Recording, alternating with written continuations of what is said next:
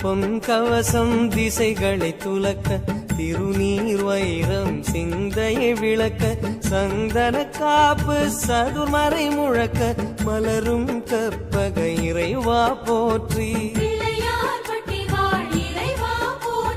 கலியுகம் காக்கும் கணபதி நாதா வலம்புரி நாதா அபயம் அபயம் அபயம் அருளும் இறைவா போற்றி